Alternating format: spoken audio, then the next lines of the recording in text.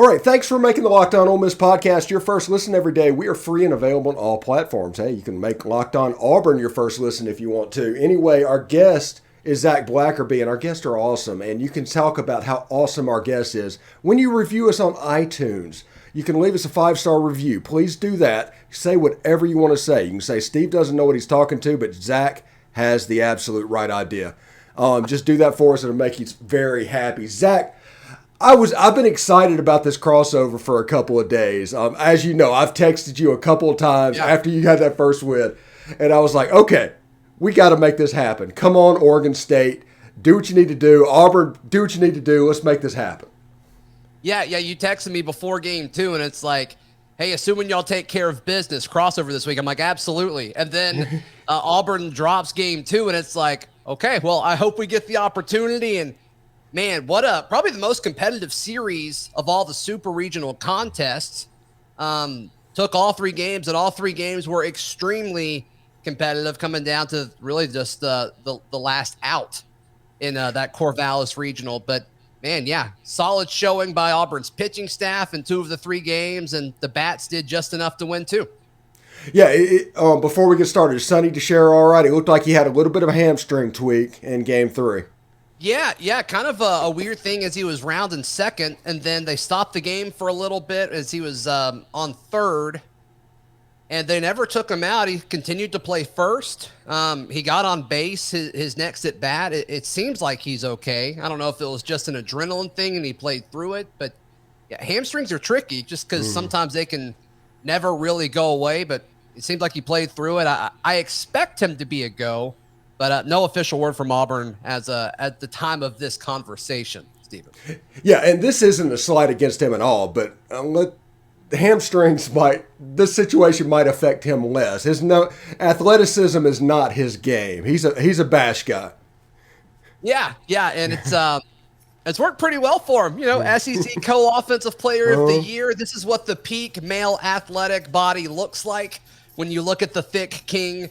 But a great guy, friend of the show. He's come on the show several times throughout the season. But yeah, I mean, he's the offense starts and ends with Sonny DiChiara. I mean, he hit that home run in game 1 in Corvallis, and then after that, the offense really slowed down until he hit a home run in game 3. And so that's really the key part of this Auburn offense. And so if you're Ole Miss watching, or an Ole Miss fan watching or listening to this, you gotta treat Sonny DiChiara different than the rest of this lineup come this Saturday's matchup.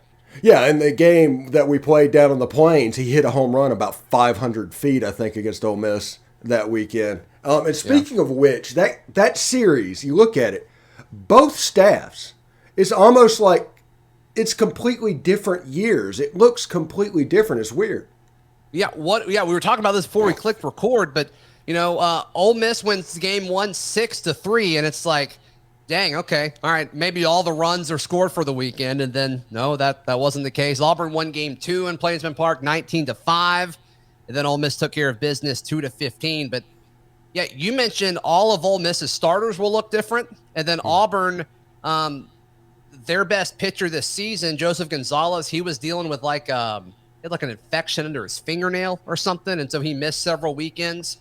I don't think he was a big part of that. And then Auburn's Friday starter was injured, and so they have a new Friday guy. So, yeah, it's I don't think you can really look at anything that happened in that first series and say that it's relevant to this College World Series matchup on Saturday, don't you think? No, it really – I mean, Ole Miss's starter, their ace. They didn't find their ace until probably week 6 of the SEC slate. And that was Dylan DeLucia, and he is if you think of Lance Lynn in Major League, he's like a college version of him. He makes his fastball dance in and out, and it's really kind of impressive. And then we have a true freshman named Hunter Elliott, which Auburn will not see. But he has probably turned into the true ace of this staff. If Ole Miss can get past Auburn, game 2, I actually feel better about game 2 than game 1, because Hunter Elliott had basically going into the 8th inning a one-hitter against Southern Mississippi in the Super Regional. Yeah. Nobody can seem to put a square bat on him. I hate that him and Sonny DiChiara aren't going to go at each other, because you got somebody that can just barrel up everything against somebody that doesn't let anybody barrel up stuff. It would be a heck of a battle. Yeah, and it's always interesting to see how different coaching staffs handle the management of their pitching staffs in college postseason baseball, because, Joseph Gonzalez is Auburn's best pitcher, but he was on Sundays for the vast majority of the season. He was a Game 3 guy.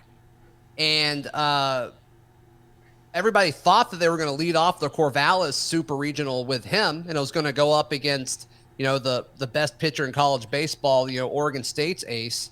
And that didn't really happen. They both played on Game 2. And so I'm curious to see how Butch Thompson handles this. Do they put their ace up against Ole Miss on Saturday, or do they go with a guy like Trace Bright, who only, he pitched about half of what he's normally used to just because Oregon State got to him early and often? It's going to be fun to see how they handle that, because it's going to be a different situation than what Auburn's seen all season. Yeah, absolutely. But like I guess the opener, Derek Diamond was the guy who led off on Friday night for Ole Miss.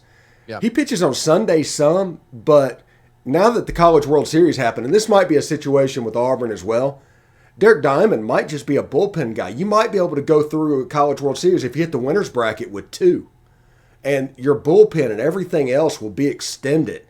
And what might be a weakness, might be in the middle ground, kind of becomes a strength a little bit. I'm kind of looking forward to that. Yeah, I am too. And of course, the dynamic of it, it's essentially Omaha is you play a regional, and then the 2 regional winners play a super regional. That's essentially, the way Omaha is constructed. So the same mindset that you take into, regional weekend, which seems like forever ago after that, super regional weekend, took years off of my life, Stephen. But, I think winning that first game is crucial. And then if you can get in the winner's bracket and you win that winner's game, there's a really, really solid chance you're going to be one of the last 2 teams left when it's all said and done. And so in order to, of course, win that second game, you got to win that first game. And so do you go all in? And with Auburn, they've got a starter that they love with Joseph Gonzalez, and then they've got a middle relief guy in Carson Skipper, who has been really solid 6th, 7th, 8th inning type of guy, and then Blake Burkhalter, who I'm wearing a shirt right now, but he he's been one of the best closers throughout this SEC baseball season. Do they go all in and put those guys in against Ole Miss on Saturday, or do they do kind of what they did against Oregon State and save them for a little bit? Because Gonzalez did not start the first game of the Auburn Regional. Different situation. Ole Miss is significantly better than Southeast Louisiana, so let's no disrespect to those guys. But once again, it's just fun to see how different coaching staffs handle their pitchers and their aces at this time of the year. Yeah, it is really cool. And it's funny on Ole Miss's side, as bad as pitching was, after the first 2 or 3 series, Ole Miss's team ERA was around 9. Yeah. I mean, it was an astronomical number. And for them to figure that out, and by the end of the year, this is a pitching team.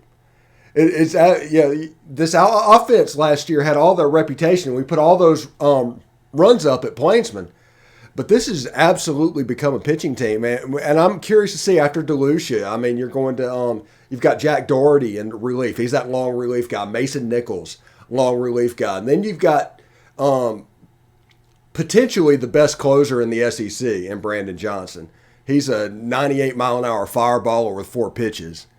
And I got a feeling on this one. If all the runs that'll be scored in these games will be done in the first 7 innings, because both of these teams are so good at finishing games out from the mound. What are your opinions? What are your thoughts on the 2 other teams that Auburn and Ole Miss will be paired with in Omaha? Stanford and Arkansas. What are your thoughts on those teams?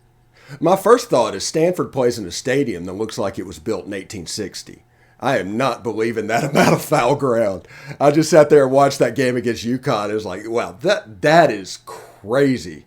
Arkansas, though, I think we both have a good idea what we're looking at with Arkansas. I think Arkansas is going to beat Stanford. Me too. I think Stanford going in there and trying to mash. And both these teams are home run teams. And that doesn't really play in Omaha. because that park is so big. So a team like Ole Miss and Auburn, whoever wins that game one, it's advantage them in that side of the bracket, I think. Yeah, I still think Arkansas is the best team of these four. If I had to predict, I think Arkansas gets out of bracket 2, and I really like Texas in bracket 1. Texas or Texas A&M, they're both playing their best ball right now. Oh, that bracket! Did you see who's in that bracket? It's crazy. Texas A&M and Oklahoma on the same side, paired with Notre Dame. I'd hate to be a bouncer in a bar in Omaha next week. Yeah, this almost, Steven, I saw you tweet something similar to this. This almost looks like what Hoover is going to look like in 2 seasons. Yeah, 75% of the teams in this College World Series have SEC ties. 6 out of 8. Yeah, it is absolutely unreal. And everybody says the SEC is taking credit for them. No, that's the reason I say SEC ties. They've been admitted into the conference. They're just playing in the Big 12. I think we can claim it. They're coming. That's already a done deal. Yeah, and Oklahoma against Virginia Tech. See, I thought Virginia Tech in their super regional did a major bad karma move by selling Omaha Virginia Tech branded gear before Game 3. And I was like, Oklahoma's going to take care of this one, and they absolutely did. Yeah, and the Virginia Tech thing, first ever super regional in program history, and they got to host it, so super cool scenario. But,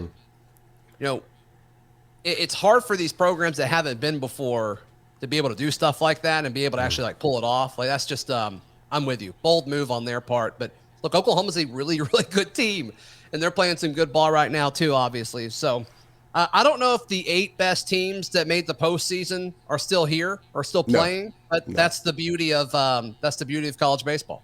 There's one in Knoxville that's going to get to watch the College World Series that it's just a shame. It really is a shame. It is, but also like their fans are just they were insufferable. They leaned into it this year, and the baseball gods just proved that there is absolute karma. If you act like that, they will come get you. But man, this postseason has been so fun, and obviously we're both going to think that as we cover Auburn and Ole Miss. But there has been a lot.